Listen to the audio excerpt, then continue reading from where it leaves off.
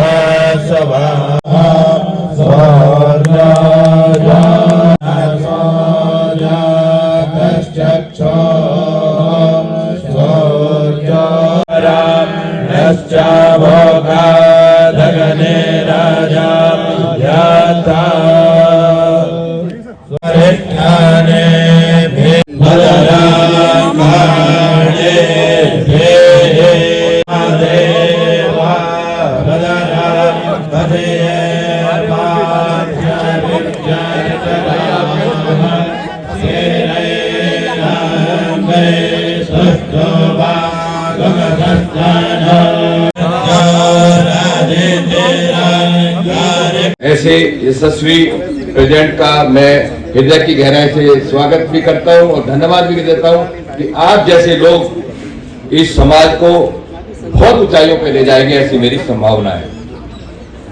मेरे बीच में हरियाणा के प्रभारी भी हैं मराठा जी, देवेंद्र त्रिपाठी जी, उत्तम तिवारी जी अभी आए नहीं है, आना चाहिए। और मेरे साथ आए हुए हरियाणा से मेरे बंधुओं पांडे जी, अनुराग जी, शोभा जी और सुभाष तिवारी जी और तमाम वो कार्यकारिणी जो ब्राह्मण समाज के प्रति उत्साहित है और एक अच्छा कार्यक्रम हर साल जो ना कर रहे हैं, उनका मैं बधाई से हृदय की गहराई से धन्यवाद भी करता हूं। वो किसी में उतार चढ़ाव की नहीं, जो बात कहनी है उसको स्पष्ट कहेंगे, अच्छी लगे या बुरी लगे। लेकिन मैं इतना बताना चाहता हूं कि ब्राह्मण एक खाली ब्राह्मण ही नहीं है। मैं विष्णुपति जी ने एक मेरे पास लिखा कि कैसे उत्पत्ति पूरे सृष्टि की हुई। मैं उस चित्र से सर बड़ा प्रभावित हुआ जो आपने देखा और कहा कि हम ये जो कास्टिज्म की बात कर रहे हैं ये कुछ नहीं, सब ब्राह्मण से ही उत्पत्ति पूरे सृष्टि की हुई है। सभी ब्राह्मण से उत्पत्ति सबकी हुई है। सर ये आपने जो भेजा है उससे मैं बड़ा मोटिवेट हुआ हूं कि ऐसी है इस देश में आप चुनाव वोट दे सकते हैं, चुनाव नहीं लड़ सकते। तो ये कहां का आप आगे बढ़ोगे। मैं आज इस मंच के माध्यम से आप ब्राह्मण समाज की तरफ से एक मांग भी करते हैं कि इस कुरीति को आप खत्म करें पूरे देश से। जितनी भी पार्टियां हैं ये हमारे अधिकारों को हनन कर रही है और जो वोट का अधिकार है, हम वोट दे रहे, चुनाव नहीं लड़ रहे, ये कहां का कानून है। तो ये रिजर्वेशन जो हो रही है पूरे देश में, देखो ये दोनों पार्टियों को, तीन पार्टी जितनी भी पार्टियां हैं इनमें सब में जो है ना, और इसकी शुरुआत सर आपके माध्यम से होगी। आप इसकी शुरुआत करें, ब्राह्मण ही शुरुआत कर सकता है कि भी इस देश से इस कुरीतियों को खत्म करें। मेरे को खूब याद है सबसे बड़ा हॉस्पिटल हमारे गुड़गांव में है, मेडिसिटी का नाम आपने सुना होगा। और सर उसमें जो वीआईपी गया तो उसने पहले पूछा कि ये डॉक्टर कौन है, तो पता लगा कि ये डॉक्टर तो दूसरी उसका है। ये कैलेंडर जो हमारे समाज का है, मैं पूर्व महामहिम जी से, हम सबके भारत सरकार के पूर्व मंत्री आदरणीय शर्मा जी हम सबके बीच में है, और वो कैलेंडर जो साल भर ब्राह्मण समाज के बीच में रहता है, आप सब एक कैलेंडर जरूर लेके जाएंगे, ऐसी मेरी प्रार्थना है। ज्यादा समय न लेकर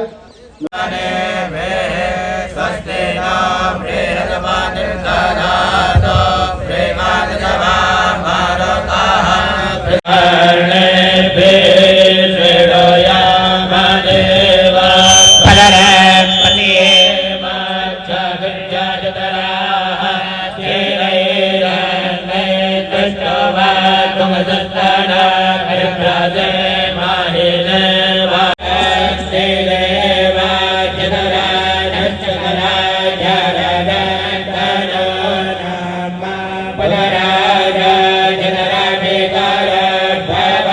सम्मान कर रहे हैं, अपनों का सम्मान कर रहे हैं। हम विशेष धन्यवाद देते हैं पूर्व केंद्रीय मंत्री आदरणीय शर्मा जी का कि उन्होंने बड़े हृदय के साथ ये भवन हमको दूसरी बार हम सबके लिए अवसर दिया। अनुराधा जी सम्मान के लिए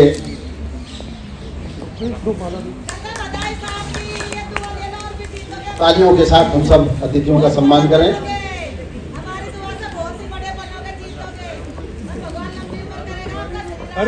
और मैं माननीय मुख्य अतिथि जी का सम्मान अनुराधा जी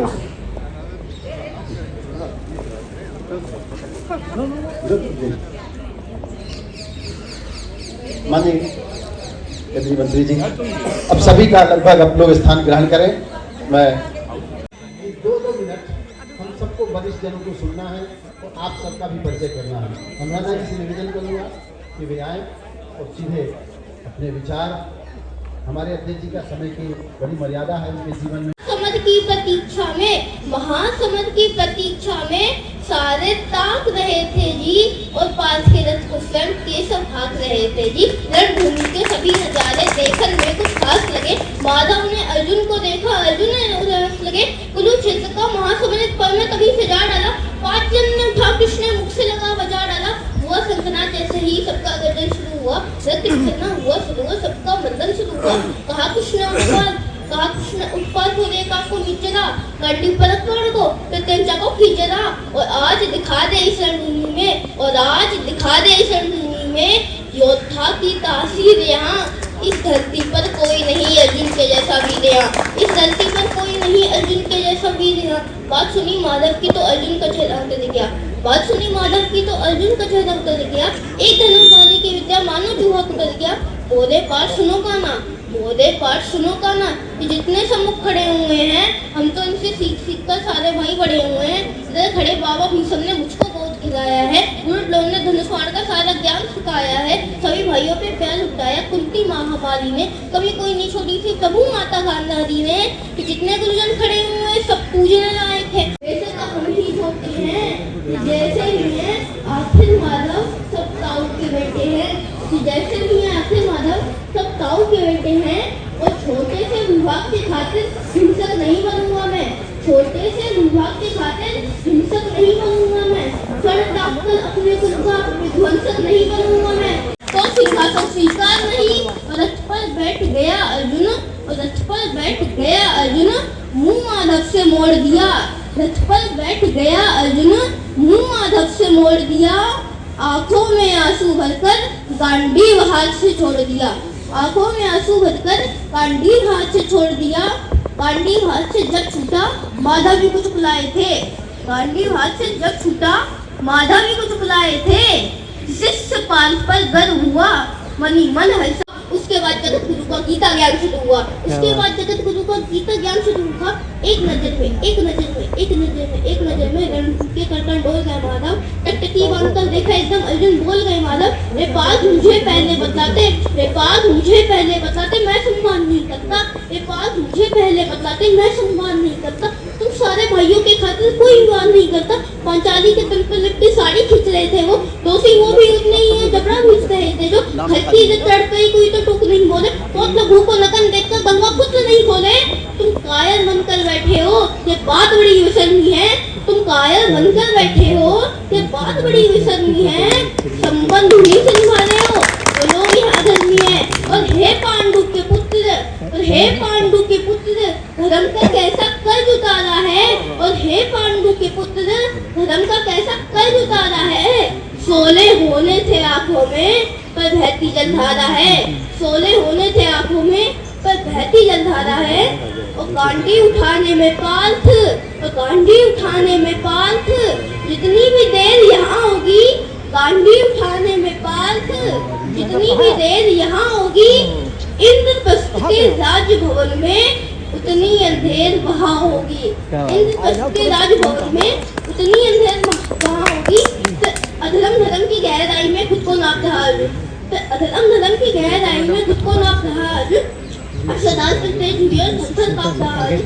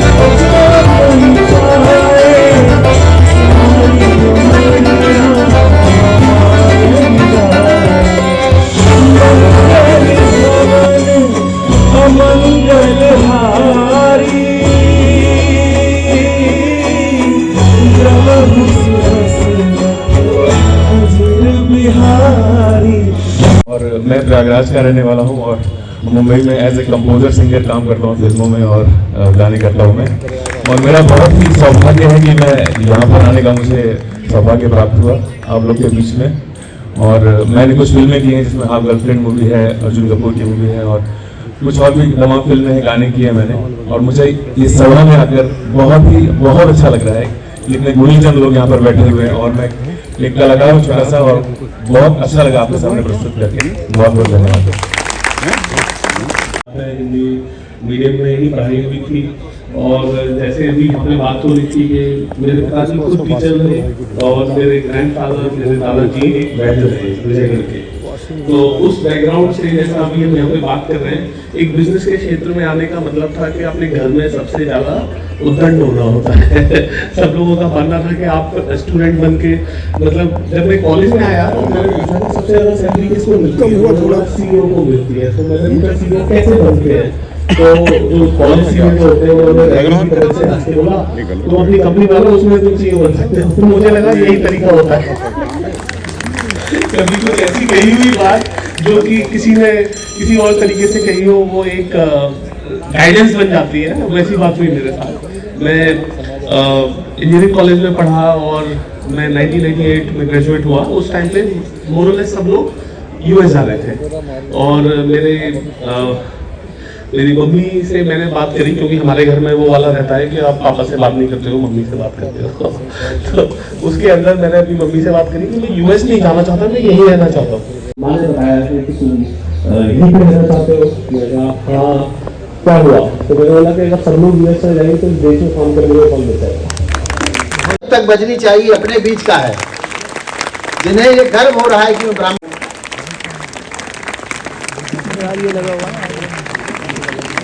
ये वो हैं जो देश बनाते हैं, ये वो हैं जिन्हें देश पर गर्व है और देश के लिए काम करते हैं।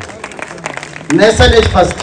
अंतिम बात जो थी, सौभाग्य है आप सबने उनको टेलीविजन पे सुना होगा।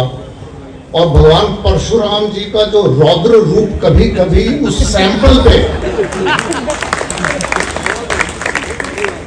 ये वो सैंपल अक्सर देते रहते हैं टेलीविजन पर, खासकर जब कोई भी व्यक्ति इस देश के बारे में, भारतीय सेना के बारे में या हिंदू समाज के बारे में गलत बोलता है तो ये रौद्र रूप का सैंपल देते हैं।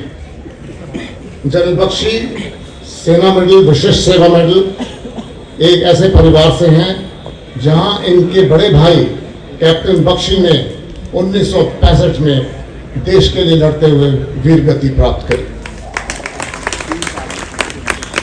1971 में 6 जम्मू एंड कश्मीर राइफल्स में इनका कमीशन हुआ और इन्होंने अपनी बटालियन, ब्रिगेड और पूरी नौकरी जम्मू एंड कश्मीर में व्यतीत करी है और बेहतरीन काम किया, जिसके लिए इन्हें ये सेना मेडल और विशिष्ट सेवा मेडल से संवारा गया।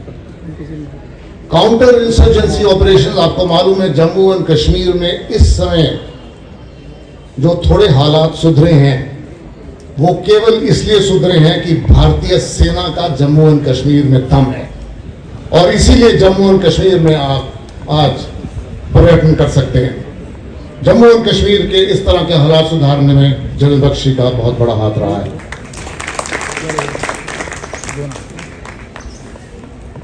ये एक यूनिक पर्सनालिटी है जिन्होंने न केवल तलवार के जोर पे बल्कि कलम के जोर पे भी नाम कमाया है और कोई ऐसा सब्जेक्ट नहीं है जिसके ऊपर इन्होंने नहीं लिखा है।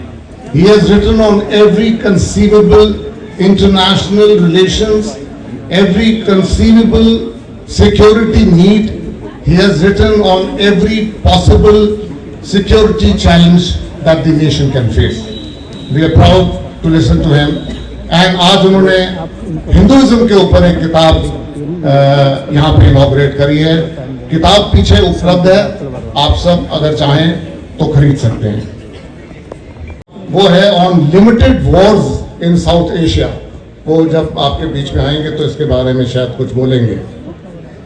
2008 से 2013 तक जनरल बख्शी साहब सीनियर सिक्योरिटी एडवाइजर रहे रिलायंस इंडस्ट्री लिमिटेड में और आजकल इंडिया की सबसे अच्छी defence magazine Indian military review के ये एडिटर हैं और साथ में चंद्रशेखर आजाद राष्ट्रीय सम्मान अवार्ड से सम्मानित हैं जो कि इनको 2018 में दिया गया था। आखिर में मैं इनके अलावा इनकी धर्मपत्नी मिसेस सुनीता बख्शी का भी यहाँ पे हार्दिक स्वागत करता हूँ। मैम एमए हिस्ट्री हैं और एक बहुत ही प्रख्यात कथक की डांसर हैं, बहुत जबरदस्त कुक हैं और इसके अलावा उनका घर में प्राथमिक कार्य यह है कि जो जनरल बख्शी साहब का रौद्र रूप है वो घर में ना हो रहे के बाहर रहे। सब ब्राह्मण समाज के गौरव है। माननीय कलराज मिश्रा जी, शर्मा जी, डॉक्टर त्रिवेदी, मंच पर विराजमान विशिष्ट अतिथिगण, मेरे प्यारे भाइयों और बहनों, ब्राह्मण भाइयों और बहनों, मैंने 37 साल इस देश में फौज में सेवा करी है और खास अच्छी किस्मत ये थी कि मुझे हर रैंक पे लड़ाई के क्षेत्र में भेजा गया, लड़ने के लिए भेजा गया। यहाँ तक कि जब मेरे को अपनी मिलिट्री सेक्रेटरी ब्रांच से मैंने पूछा भाई कि मंशा क्या है, जब तक मर ना जाऊँ आप मुझे भेज दे रहे कि बोले नहीं सर आप बहुत अच्छा कर रहे हैं। तो मैं अभी भी अच्छा कर रहा हूँ लेकिन इस शरीर पर चोटें बहुत हैं तो माफ कीजिए अगर थोड़ा कभी लड़खड़ा जाता हूँ तो वो मेरी कमाई है। देखिए युद्ध क्षेत्र, धर्म क्षेत्र, युद्ध क्षेत्र बहुत जरूरी है। एक तो जो हम युद्ध करते हैं मैदान जंग में, लेकिन आजकल उससे ज्यादा जरूरी हो गया है जो युद्ध हम इंफॉर्मेशन डोमेन में करते हैं, जो युद्ध हम द बैटल ऑफ नैरेटिव्स, जो हमारी बेटियां बोल रही थी, the battle of narratives.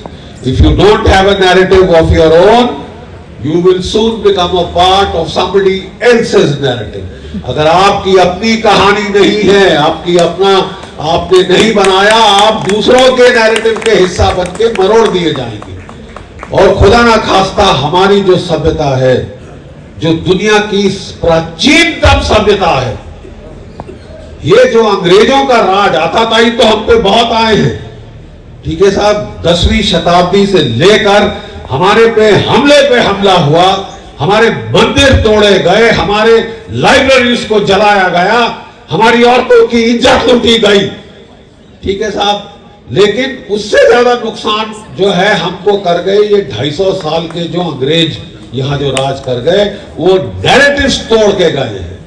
They have distorted Indian history. They have foisted a history upon us. ठीक है साहब। और George संतानिया, people often quote him कि those who don't learn from history will be condemned to repeat it. अगर आप इतिहास से नहीं सीखते तो आपको इतिहास दोहराना होगा। अब समझ रहे हैं मैं क्या कह रहा हूं? 10वीं शताब्दी के बाद का इतिहास से अगर आपने ये सीखा अहिंसा परमो धर्म, कोई मेरी एक गाल पे चांटा मारे मैं दूसरी गाल आगे करूंगा, साहब आपके साथ ये फिर होगा। You understand? आपके साथ ये फिर होगा। हमको बोला गया है ये शांति पर्व से है, अहिंसा परमो धर्म, महाभारत से, लेकिन हम केवल जो है पहला हिस्सा ही वही याद रखते हैं। अहिंसा परमो धर्म, धर्म हिंसा तथैव च, ये चीज हम कट आउट कर देते हैं साहब, क्योंकि ये नैरेटिव किसने हम पे थोपा? माफ कीजिए, किसने हम पे थोपा? अंग्रेज कहां से लाए महात्मा गांधी जी को? साउथ अफ्रीका से लाए, भारत को शांत रखने के लिए। 1857 में एक गदर हुई थी जिसने खूना खच्चर कर दिया था अंग्रेजों को। ऐसी दूसरी गदर होनी चाहिए थी। अगर नहीं हुई तो क्यों नहीं हुई साहब? कि आपको अहिंसा की ये जो है चुरमा ये आपको पिला दिया गया और अहिंसा से आपको आजादी नहीं मिली। Period. Get that right, and I'm saying that as a PhD scholar with a fair amount of experience in research. हम लोगों ने जो ब्रिटिश आर्काइव्स में डिक्लासिफाई हुई ट्रांसफर ऑफ पावर आर्काइव्स को जाके अध्ययन किया, 6 महीने लगे हमको उसमें।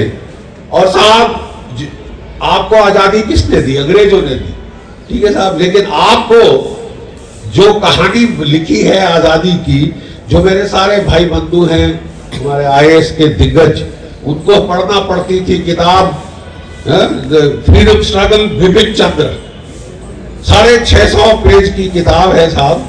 उसमें बताइए नेताजी सुभाष चंद्र बोस और आजाद हिंद फौज के ऊपर कितने पन्ने हैं? I'll just any guess, 1.5. That is called distorted narratives, which we have to correct. और अब हम पे देखिए the clash of civilization Samuel Huntington ने कहा था, उसके चलते हमारे धर्म पे एक बड़ा आघात किया जा रहा है। आज बहुत आघात किया जा रहा है। और ये शेरिडन पलाक और ये सब पोस्ट मॉडर्निस्ट ऑथर, माफ कीजिए हार्वर्ड से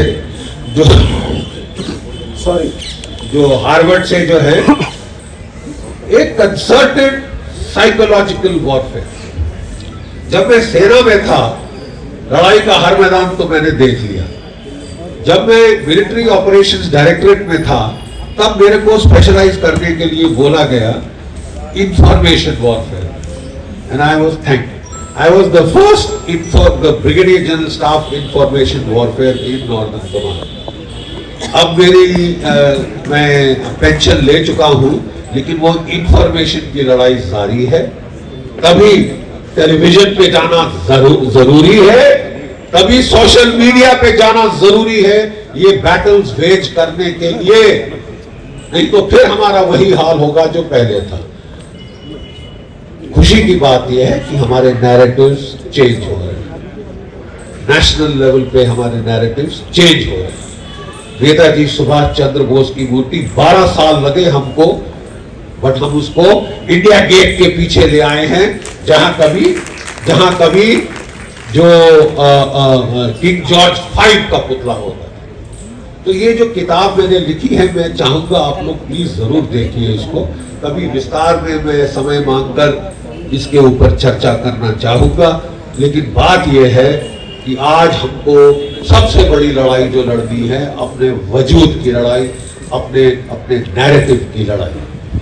और जो निष्कर्ष जो मैंने जो हमारा कार्बन डेटेड इतिहास है 9,500 साल, 9,500 साल, यही हरियाणा के में, ठीक है, तो हमारी सरस्वती नदी बहती थी, बिरहाना, ठीक है, राखीगिरी और सारे शहर, उनकी रेडियो कार्बन डेटिंग की गई है। The Hindu civilization is almost 9,500 years old, radio carbon dating, no myth, no mythology, radio carbon dating.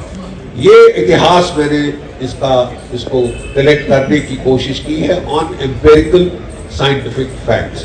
हम इसका अभी हिंदी में अनुवाद कर रहे हैं, क्योंकि जो ओरिजिनल सोर्सेज ज़्यादातर हमको इंग्लिश में लेने थे, तो इसका अनुवाद करके हम जनमानस तक पहुंचने की कोशिश करेंगे। बट दिस बैटल जो हमारी बेटियां इस वक्त लड़ रही है, प्लीज ज्वाइन दैट बैटल।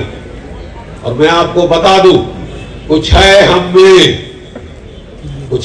में कि मिट सकती नहीं कभी हस्ती हमारी, सदियों रहा है दुश्मन दौरे जमा हमारा, सारे जहां से अच्छा। माननीय जनरल बख्शी साहब को माननीय राष्ट्रीय अध्यक्ष जी हमारे सम्मानित कर रहे हैं। और हम सब ने देश के प्रथम स्वाधीनता संग्राम सेनानी मंगल पांडे को, उनके इतिहास को पढ़ा है। उन्होंने एक बात कही थी कि यदि मैंने आजादी के लिए पहली गोली नहीं चलाई तो आने वाली पीढ़ी माफ नहीं करेगी। लेकिन फांसी होने के बाद लाखों मंगल पांडे इस देश में तैयार हो जाएंगे। ये लोग याद करेंगे कि जनरल बख्शी भी कोई थे। ऐसी प्रतिभाएं हमारे बीच में हैं और हम तालियों के साथ सम्मान करें। आए हैं, अब जो आए हैं नाम बोल रहा हूं, थोड़ा तालियां बजाते जाइएगा। श्री महेश शर्मा बाराबंकी ब्राह्मण समाज ऑफ इंडिया के जिलाध्यक्ष हैं। श्री अतुल मिश्रा बाराबंकी से ब्राह्मण समाज के महामंत्री हैं। श्री विद्याकांत द्विवेदी अयोध्या से हमारे अध्यक्ष हैं। श्री करुणा शंकर जी हमारे बीच में भाजपा के मंडल अध्यक्ष हैं, वो भी आए हैं। राजीव नयन जी एडवोकेट हैं, वो भी आए हैं। संदीप जी हमारे बीच में आए हैं। हम उन सबका स्वागत करते हैं। आदरणीय त्रिवेदी जी, परम आदरणीय कलराज मिश्रा जी और जनरल ब्रिगेडियर साहब, आपको देख करके मैं बड़ा हुआ। मेरे छोटे भाई अनुज शर्मा जी और मेरे साथी रवि पांडे, सभी सज्जनों, मेरे अग्रज। संघर्ष के तौर पे मैं श्री राम कथा प्रारंभ किया। एक छोटा सा आश्रम डाला शिवरी नारायण छत्तीसगढ़ में। उस आश्रम में पानी पे काम कर रहा हूँ। जल के राम मेरी कथा होती है, नदियों के राम, शिक्षा और राम, स्वास्थ्य और राम, पर्यावरण और राम, दिव्यांग और राम, समाज सेवा और राम, नारी सम्मान और राम, अनेक विधाओं के तहत जा रहा हूं। कुंभ में मेरा अपना शिविर भी लग रहा है। आप लोग जब कभी आए मुझे फोन करें, आप लोगों के रुकने की पूरी व्यवस्था है। और 20 तारीख से लगातार मेरा शिविर लगेगा। तो नमः मत्स्याय कूर्माय वाराहाय नमो नमः, नमः श्री रामचंद्राय भार्गवाय नमो नमः। परशुराम जी को समझना आवश्यक है। समाज सेवा के उनके कार्यों को जब तक हम समाज के समक्ष नहीं लाएंगे, तब तक स्वीकार्यता प्राप्त करने में थोड़ी दिक्कत होगी। समझना पड़ेगा, क्या सिर्फ 21 बार क्षत्रियों के अंत किए, सिर्फ इतना ही समझना पड़ेगा? यही क्या? नहीं, और भी पढ़ना पड़ेगा। नागों पर अत्याचार हुआ, किसने बचाया? परशुराम जी। रामो कुंभकार को जमींदार ने जब मृत्यु दंड दिया, जो कि एक निर्बल था, तो उस जमींदार को मृत्यु दंड देने वाला कौन थे? परशुराम भगवान, और उसे बचाया। रूप राम चर्मकार को जब लोग अपने सीने से नहीं लगा रहे थे, तो उसे अपने गले से किसने लगाया? परशुराम जी ने लगाया। काली राम धानुक जब सेनापति बनाने की बात आई, तो उस काली राम धानुक को किसने अपना सेनापति बनाया? परशुराम जी ने बनाया। ऐसे समाज सेवा के कार्यों को भी हमें सामने लाना चाहिए। एक छोटा सा छंद बता रहा हूं आपको। मेरी कथाएं जो होती हैं, परशुराम जी पे जब कभी कथा कहेंगे, आप बुलाएंगे तो मैं कथा करूंगा। छोटा सा छंद, समय आ गया है पांडे जी का 2 मिनट कि भाग इसमें महाभारत के युद्ध में क्या पांडवों और कौरवों के मध्य में जो युद्ध हुआ, क्या उसमें परशुराम जी का योगदान नहीं था? चिंतन किया है हम लोगों ने। श्री कृष्ण ने कहा परशुराम जी से कि धनवाड़ दिया था राम को तुमने, कृष्ण को बोलो क्या दोगे? और अंत दशानन गाथा करना क्या अधर्म यहाँ पढ़ने दोगे। धनुवाण सहित अवतरित राम सारंग न माता छुड़वाई। उनकी माता बड़ी होशियार थी, मेरी माता मासूम थी कि चक्र सुदर्शन को उतरवा दिया और मैं भी अवतरित हुआ सुदर्शन संग पर माता देवकी ने उतरवाई। कैसे मैं लड़ूंगा दुष्टों से, कैसे मैं कृष्ण कहाऊंगा, तुम दोनों राम थे एक हुए, जग कैसे जीत में पाऊंगा। गर परशुराम जी ना होते तो ना चक्र सुदर्शन धारी होते और दंत वक्र शिशुपाल मारना जग में वही मुरारी होती। वो सुदर्शन चक्र दिया परशुराम ने, तो ये चक्र सुदर्शन देता हूं जिसका प्रहार न खाली हो, जिस पर भी चला उसे मरना है वह कितना भी बलशाली हो।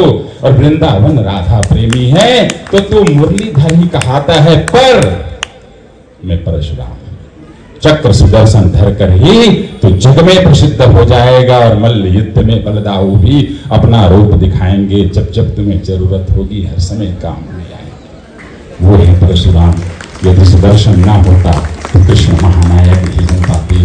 वो है परशुराम, जब कर्ण की शिक्षा चली गई और अर्जुन ने उसे मारा, जो ब्राह्मण बनकर के शिक्षा प्राप्त करने गया था। वह है परशुराम जिन्होंने भीष्म पितामह को शिक्षा दी और उसी शिखंडी के कारण भीष्म पितामह को बाणों की सैया में लेटना पड़ा। वह अभिशाप था परशुराम का, तब वह महाभारत का समर जीता गया। आप लोगों ने मुझे सुना, मेरी कथाएं निःशुल्क होती हैं, आप जब बुलाएंगे जहां बुलाएंगे मैं हाजिर हूँ। मेरे पिताजी का आदेश है, श्री राम कथाओं से, परशुराम जी की कथाओं से एक भी रुपया आप लेना नहीं अपने जीवन में।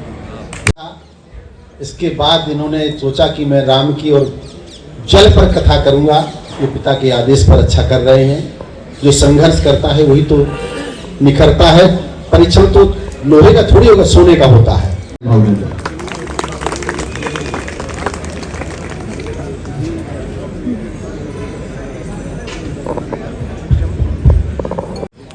हम उम्र हैं, उनको नमस्कार और छोटों को खूब खूब प्यार। मंच के सभी लोगों को, क्योंकि दबाव है, समय कम है, इसलिए सबका एक एक आदमी का नाम लेना समय का अपव्यय होगा। मैं पूरे मंच को प्रणाम करता हूँ। कई लोग बोल चुके हैं, अपनी बात रख चुके हैं। पत्रकार होने के नाते विषय पर ही रहना और उसको कंसाइज करना और लक्षित वक्तव्य देना या लक्षित लिखना, ये हम लोगों की आदत में शुमार होता है। टारगेटेड, और मैं अपनी बात इस तरह